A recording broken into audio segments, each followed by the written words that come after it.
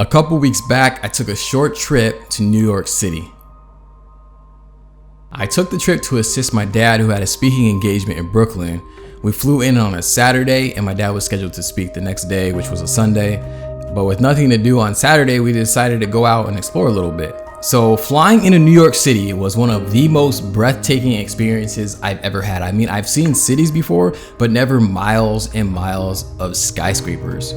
I mean, we got picked up at the airport, and on our way to the hotel in Brooklyn, I asked our driver, I was like, yo, where's downtown New York? I had a difficult time understanding her answer because she kept pointing to multiple skyscraper landscapes. If that's a word, I don't know if skyscraped is a word, but if it's a word, we're using it. Skyscraped landscapes. What I'm saying is, I didn't realize New York City was made up of like 5 boroughs or 5 neighborhoods. You got Manhattan, Brooklyn, Queens, the Bronx, and Staten Island. So when our driver kept saying, well, Manhattan is over here, Brooklyn's right there, I had no idea what she was talking about because I was just wanting like a single downtown area, and that's just not the way that it was. So we got to our hotel shortly after, and I was literally loving the city already. The city was inspiring me, just like the song, you know, these streets will make you feel brand new, big lights will inspire you, let's hear it for New York. Something like that, right? True facts, at least for me.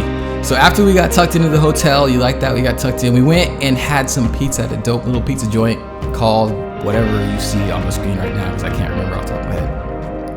It was tasty and it was really fancy. The service was exceptional. And if you're in Brooklyn, you gotta hit it up.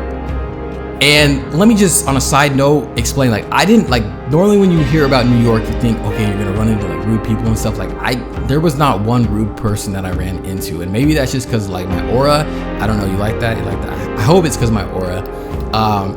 Or maybe like the stereotypes just don't always mount up to what they actually are in reality. Anyways, so after we hit up the pizza joint, we're like, yo, what do we do next? Except my dad wasn't like, yo, what do we do next? It's probably just more me thinking like, yo, what do we do next? And I didn't really know what to do because, in all honesty, like I said before, I didn't even know where downtown New York City was. And I actually didn't even know we were staying in downtown Brooklyn or downtown New York until like the day or two prior. All I knew is I wanted to see where Casey Neistat's office was, since he was and is a YouTuber that has and still does inspire me. My dad really wanted to see the Statue of Liberty, so with those two goals in mind, we headed out in an Uber. We crossed the Manhattan Bridge and headed to 368 Broadway. On the way, we went through Chinatown, which was lit, people, let me tell you. So there was tons of people, tons of mom and pop shops. It was just a happening lit area, okay? People were alive. There was lots of people doing stuff. There was lots of stores, lots of shopping. It was awesome. So I was feeling alive. I'm like, I'm in the city lights inspire me and all that stuff, right? So I'm feeling at home. So we arrive at 368 and I take a dope picture, and at least I think it's dope. You can tell me what you think. Then we headed over to Battery Park and checked out the Statue of Liberty.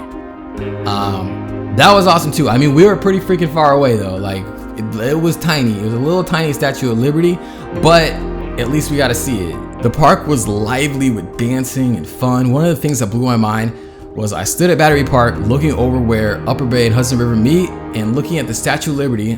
I couldn't help but notice there were people fishing off the pier to my left.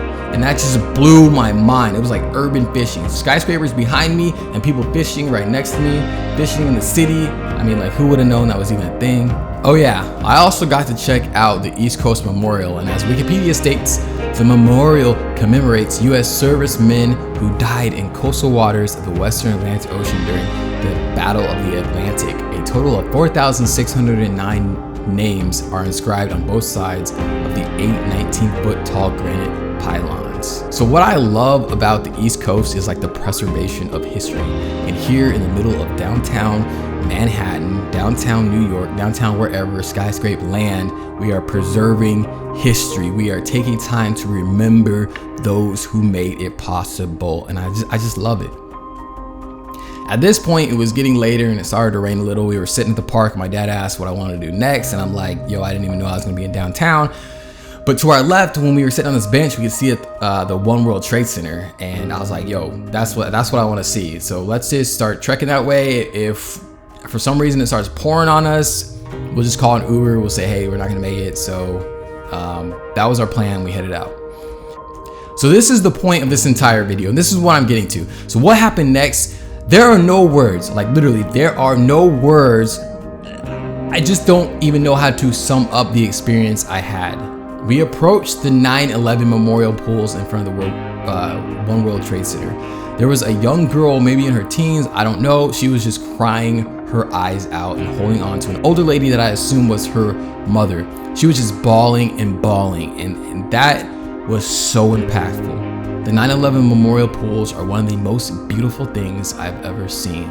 The names of those who lost their lives inscribed on the edges of the pools. This is something that we can never forget. This is not taking life for granted. This was one of the most greatest experiences of my entire life, hands down. I thank God for my country. I'm thankful that He saw fit to purpose me here.